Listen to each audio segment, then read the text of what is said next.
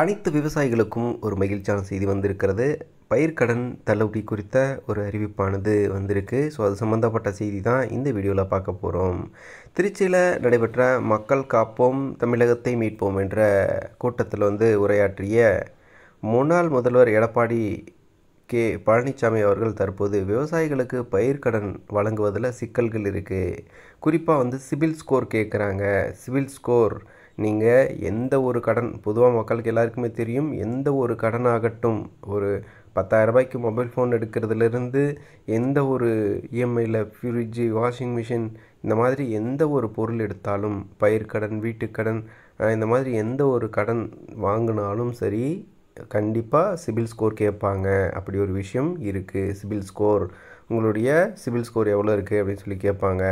இப்போ பயிர்க்கடனுக்கு சிபில் ஸ்கோர் கேட்கக்கூடாது, சிபில் ஸ்கோர் கேட்கக்கூடாது பயிர்க்கடனுக்கு அப்படின்னு சொல்லி இதை வலியுறுத்தி பிரதமரிடம் நேரடியாக மனு அளித்து சாதித்திருப்பதாக எடப்பாடி பழனிசாமி அவர்கள் சொல்லியிருக்காரு. சிபில் ஸ்கோர் பார்க்காமல் பயிர்க்கடன்கள் வழங்க உத்தரவிடப்பட்டிருக்கிறது என்று அறிவிப்பை சொல்கிறாரு எடப்பாடி பழனிசாமி அவர்கள். குறிப்பாக டெல்டா விவசாயிகளுக்கு முக்கியமான நன்மை இது கொடுத்துருக்கு அப்படின்னு சொல்லலாம். புதிய அரசாணை காவிரி டெல்டா பகுதியில் உள்ள விவசாயிகளுக்கு பயனளிக்கும் வகையில் அமையும் நம்பிக்கை தெரிவித்திருக்காரு. கடன் பெரும்பாலும் எளிமையாக்கப்பட்டிருக்கிறது. அதே மாதிரி பசுமை நிலை பயிரிடும் விவசாயிகளுக்கு நேர்மையான நிவாரணமாக இருக்கும் அப்படின்ற விஷயத்தையும் சொல்லியிருக்காங்க. கடந்த திமுக